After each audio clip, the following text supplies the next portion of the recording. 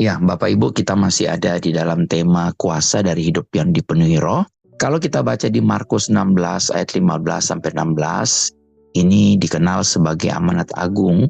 Yesus berkata kepada murid-muridnya di Markus 16, 15 dan 16. Lalu ia berkata kepada mereka, "Pergilah ke seluruh dunia, beritakanlah Injil kepada segala makhluk. Siapa yang percaya dan dibaptis akan diselamatkan. Tetapi siapa yang tidak percaya akan dihukum." Nah, perhatikan bahwa perintah untuk pergi ke seluruh dunia dan memberitakan Injil ini diberikan oleh Yesus tepat setelah Yesus menegur murid-muridnya, karena murid-muridnya tidak percaya dan hatinya mereka itu keras karena ketidakpercayaan dan kekerasan hati mereka. Di ayat ke-14, ayat sebelumnya di Markus 16 ayat 14, berbunyi, akhirnya ia menampakkan diri kepada ke-11 orang itu ketika mereka sedang makan. Dan ia mencela ketidakpercayaan dan kedegilan hati mereka. Oleh karena mereka tidak percaya kepada orang-orang yang telah melihat dia sesudah kebangkitannya. Jadi Yesus mencela ketidakpercayaan dan kedegilan hati dari murid-muridnya ya. Wah, ini para murid ini ternyata memiliki hati yang keras dan tidak percaya. Tetapi mereka juga orang-orang yang Yesus pilih dan utus untuk mewakilinya. Ini sebenarnya membutuhkan iman dari pihak Yesus. Dan ini juga menunjukkan bahwa tidak ada seorang pun yang sempurna yang bisa mewakili atau merepresentasikan Yesus di muka bumi ini. Tapi Yesus tetap mengutus murid-muridnya. Sama, Yesus juga mau memakai kita terlepas dari segala kelemahan dan kekurangan kita. Dengan begitu, Yesuslah yang mendapat semua kemuliaan. Nah, ini seharusnya kita bersemangat ya. Ini membuat kita semangat. Orang-orang yang keras hati ini telah membalikkan keadaan dunia. Nah, coba pikirkan apa yang dapat Tuhan lakukan melalui kita. Puji Tuhan. Jadi perintah untuk pergi ke seluruh dunia ini merupakan perubahan yang sangat besar dalam cara berpikir orang-orang Yahudi zaman itu. Mengapa? Karena di bawah perjanjian lama, Allah itu hanya berurusan dengan bangsa Yahudi aja. Ya, tidak ada penekanan pada pertobatan orang-orang yang non-Yahudi. Orang-orang non-Yahudi tidak dianggap waktu itu. Tapi di bawah perjanjian baru, keselamatan itu disediakan bagi semua orang, tersedia di mana-mana. Oleh sebab itu sangat penting untuk menyampaikan pesan ini ke seluruh dunia, sampai ke pelosok-pelosok dunia ya. Di Kisah Rasul 8 ayat 5 dan 12, kita bisa melihat bagaimana perintah itu dilakukan melalui pemberitaan Filipus di Samaria. Kisah Rasul 8 ayat 5 berkata, dan Filipus pergi ke suatu kota di Samaria dan memberitakan Mesias kepada orang-orang di situ. Ayat 12, tetapi sekarang mereka percaya kepada Filipus yang memberitakan Injil tentang kerajaan Allah dan tentang nama Yesus Kristus. Dan mereka memberi diri mereka dibaptis baik laki-laki maupun perempuan. Nah, pertanyaan adalah apakah orang-orang di Samaria ini menjadi orang Kristen sesuai dengan Markus 16 ayat 15-16? Iya, betul ya. Jadi Filipus pergi ke kota di Samaria memberitakan mengenai Yesus Kristus. Dan melalui iman kepada Kristus, mereka dibaptis, baik pria maupun wanita. Nah, menurut amanat agung, kita dapat berkata bahwa orang-orang itu telah diselamatkan. Tapi, apakah mereka telah menerima baptisan Roh Kudus? Nah, Alkitab berbicara mengenai Yohanes membaptis dengan air, tapi hanya Yesus Kristus yang dapat membaptis dengan Roh Kudus. Menurut ayat di Alkitab, orang-orang itu menjadi percaya, diselamatkan, dan dibaptis di dalam air. Tapi mereka tidak pernah menerima baptisan Roh Kudus. Di Kisah Rasul 8 ayat 14 ayat sampai 17 berkata, ketika rasul-rasul di Yerusalem mendengar bahwa tanah Samaria telah menerima firman Allah, mereka mengutus Petrus dan Yohanes ke situ. Setibanya di situ, kedua rasul itu berdoa supaya orang-orang Samaria itu beroleh Roh Kudus. Sebab Roh Kudus belum turun di atas seorang pun di antara mereka. Karena mereka hanya dibaptis dalam nama Tuhan Yesus. Kemudian keduanya menumpangkan tangan di atas mereka, lalu mereka menerima Roh Kudus. Jadi salah satu cara seseorang bisa menerima baptisan Roh Kudus adalah juga bisa melalui penumpangan tangan. Nah, kita dapat melihat dari ayat-ayat di Alkitab bahwa bila seseorang telah menjadi percaya lalu dibaptis, dan diselamatkan bukan berarti orang itu telah menerima baptisan Roh Kudus. Roh Kudus sudah hadir dalam hidup mereka. Roh Kudus sudah ada di dalam diri mereka.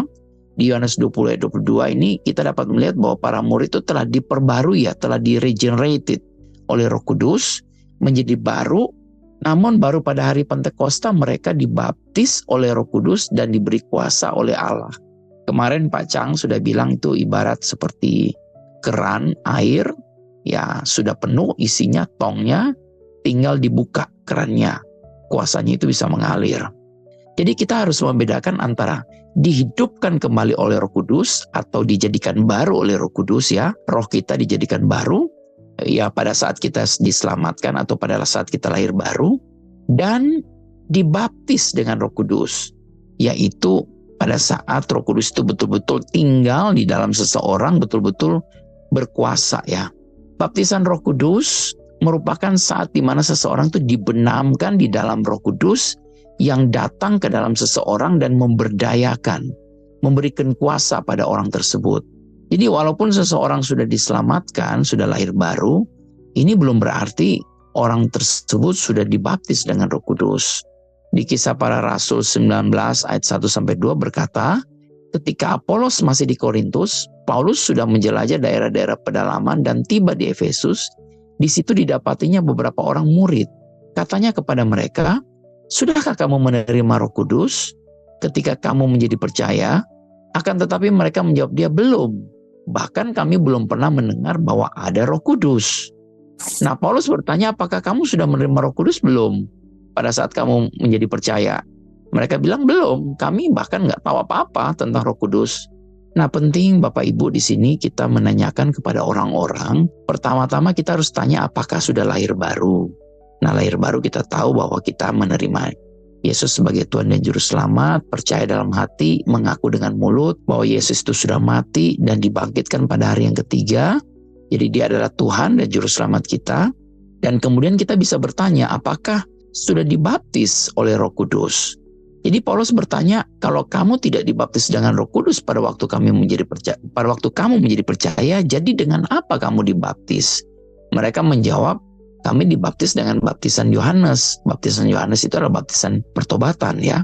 Ayat 6-7 berkata, dan ketika Paulus menumpangkan tangan di atas mereka, turunlah Roh Kudus ke atas mereka, dan mulailah mereka berkata-kata dalam bahasa roh dan bernubuat. Jumlah mereka adalah kira-kira 12 orang. Jadi walaupun orang-orang tersebut merupakan murid-murid yang percaya kepada Yesus, kepada Mesias, namun mereka belum menerima baptisan Roh Kudus. Seseorang dapat lahir baru dan dibaptis dalam air tanpa mengalami baptisan Roh Kudus. Nah, baptisan Roh Kudus ini merupakan satu pengalaman yang terpisah, tersendiri dari pengalaman lahir baru. Jadi walaupun kita dapat membaptis seseorang dengan air, tetapi kita tidak dapat membaptis orang itu dengan Roh Kudus. Hanya Yesus yang dapat melakukannya. Kita orang-orang percaya dapat menolong mereka, membantu untuk mereka menerima baptisan Roh Kudus. Jadi bila kita belum pernah memohon Yesus untuk membaptis kita dengan Roh Kudus, mengapa nggak kita melakukannya sekarang, ya? Ya, Bapak Ibu yang belum pernah dibaptis dengan Roh Kudus, ya bisa memintanya sekarang. Di Lukas 11 ayat 13 berkata, jadi jika kamu yang jahat tahu memberi pemberian yang baik kepada anak-anakmu, apalagi Bapamu yang di sorga, Ia akan memberikan Roh Kudus kepada mereka yang minta kepadanya. Nah, banyak orang Kristen diajarkan bahwa baptisan Roh Kudus itu berasal dari iblis. Sayang sekali ini, ya. Ya seperti halnya karunia berbicara dalam bahasa roh. Bahkan setelah orang-orang menyadari bahwa itu adalah karunia sejati yang dari Tuhan, mereka takut bahwa mungkin itu mereka mendapat sesuatu dari iblis atau dari diri mereka sendiri. Nah, iblis nggak bisa memberikan baptisan Roh Kudus. Yesus menjelaskan dalam ayat-ayat ini bahwa dia tidak akan membiarkan hal itu terjadi. Yesus tidak akan pernah membiarkan si iblis itu bekerja. Di Kisah Rasul 2 ayat 38 berkata, jawab Petrus kepada mereka, bertobatlah dan hendaklah kamu masing-masing memberi dirimu dibaptis dalam nama Yesus Kristus untuk pengampunan dosamu, maka kamu akan menerima karunia Roh Kudus. Orang-orang bertanya kepada para rasul, apa yang harus dilakukan? Yang menarik ini dicatat bahwa apa yang tidak mereka perintahkan kepada orang-orang, ya. Mereka tidak menyuruh orang-orang itu untuk pulang dan kemudian mikir-mikir dulu. tetapi mereka memanggil orang-orang ini untuk segera bertindak. Nah, kita patut mencontoh apa yang rasul-rasul itu sudah lakukan. Jadi ketika kita tahu bahwa ada seseorang baru saja menerima Yesus sebagai Tuhan Juru Selamat, kita juga bisa langsung menanyakan apakah mereka mau menerima baptisan Roh Kudus. Nah, apa untungnya hidup yang dipenuhi oleh Roh Kudus? Banyak sekali keuntungan ya. Kehidupan yang dipenuhi oleh Roh Kudus itu sering digambarkan sebagai kehidupan yang diubahkan dari dalam ya, diberdayakan dari dalam. Transformasinya atau perubahan itu ada di dalam. Seseorang yang hidupnya dipenuhi oleh Roh Kudus itu akan memanifestasikan buah roh. Mereka akan menunjukkan atau mengalami kasih, sukacita, damai sejahtera, kesabaran, kemurahan, kebaikan, kesetiaan, kelemah lembutan, dan penguasaan diri. Itu yang disebut dalam Galatia 5 ya, ayat 22-23. Nah, buah roh ini adalah hasil dari Roh Kudus, bukan usaha kita. Di dalam 1 Korintus 6 ayat 17 berkata, siapa yang mengikatkan dirinya pada Tuhan menjadi satu roh dengan dia. Maka buah roh ini juga sebenarnya adalah hasil dari roh kita yang telah lahir baru. Roh kita selalu memiliki sifat-sifat ini terlepas dari apa yang kita rasakan dalam emosi kita. Nah, gagal untuk memahami hal ini menyebabkan banyak orang dari kita ini berpikir bahwa kita akan menjadi orang-orang yang munafik. Kalau kita mengungkapkan sukacita kita yang sebenarnya kita sedang tertekan. Jadi orang-orang berpikir, oh kita harus tetap sukacita nih, walaupun kita lagi tertekan. Tapi bukan begitu ya. Hanya bagian jiwa kita yang tertekan. Sedangkan roh kita selalu menghasilkan buah kasih, sukacita, damai sejahtera, dan lain-lain ya. Jadi kita tidak, jika kita berusaha untuk hidup dalam roh, sebenarnya kita akan menjadi munafik kalau kita membiarkan emosi jiwa kita mendominasi emosi rohani kita. Sebenarnya roh kita tidak pernah tertekan. Jiwa kita lah yang sering tertekan. Kita yang memahami hal ini memiliki pilihan untuk membiarkan jiwa kita tertekan atau membiarkan Roh Kudus yang bekerja melalui roh kita yang telah lahir baru dan melepaskan sukacita dan damai sejahtera. Saya selalu katakan tidak peduli apapun yang terjadi di luar, sebenarnya kita tetap bisa bersukacita. Tetap kita punya damai sejahtera. Kenapa? Karena itu buah roh yang selalu ada di dalam kita. Jadi perhatikan juga bahwa iman itu sebenarnya juga adalah buah roh ya. Di dalam bahasa Indonesia diterjemahkan sebagai kesetiaan, faith, faithfulness sebenarnya ya. Tapi faith, bahasa King James berkata faith. Buah roh, iman ini terus-menerus dihasilkan. Buah ini nggak datang dan pergi seperti orang-orang banyak yang berpikir ya. Kita seringkali kadang menggunakan iman, kadang tidak. Dan persepsi kita tentang apakah kita memiliki iman atau tidak juga itu mungkin berfluktuasi. Tapi kebenarannya adalah buah iman ini terus-menerus ada dalam roh kita. Kita hanya perlu mengeluarkannya, bukan mendapatkan atau memperolehnya. Jadi kita tidak bisa lagi berkata bahwa Tuhan tolong tekan iman kami, tolong buat kami percaya. Karena kita sudah punya iman ini. Nah, kuasa hidup yang dipenuhi oleh Roh Kudus ini juga membuat kita mampu melayani sesama kita.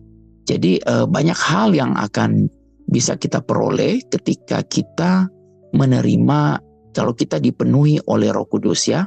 Ya, di ayat terakhir Roma 8 ayat 14 berkata, semua orang yang dipimpin Roh Allah adalah anak Allah. Jadi Roh Kudus memimpin dan membimbing orang percaya dalam kehidupan sehari-hari mereka, memberikan petunjuk dan wawasan. Nah, kehidupan yang dipenuhi dengan Roh Kudus seringkali menghasilkan hubungan yang lebih dalam dan lebih intim dengan Tuhan. Kita jadi suka berdoa, suka bercakap-cakap dengan Bapa, menyembah Dia dalam roh dan kebenaran. Kita lebih menyadari kehadiran Tuhan setiap saat. Puji Tuhan, Bapak Ibu, jadi secara keseluruhan kuasa hidup yang dipenuhi Roh Kudus itu terlihat dalam transformasi pribadi atau ada perubahan dalam pribadi kita. Kita akan melayani dengan efektif, punya hubungan yang lebih dalam dengan Tuhan, bisa dapat mengatasi berbagai macam rintangan, dan bisa menjaga persatuan dan punya banyak dampak bagi banyak orang.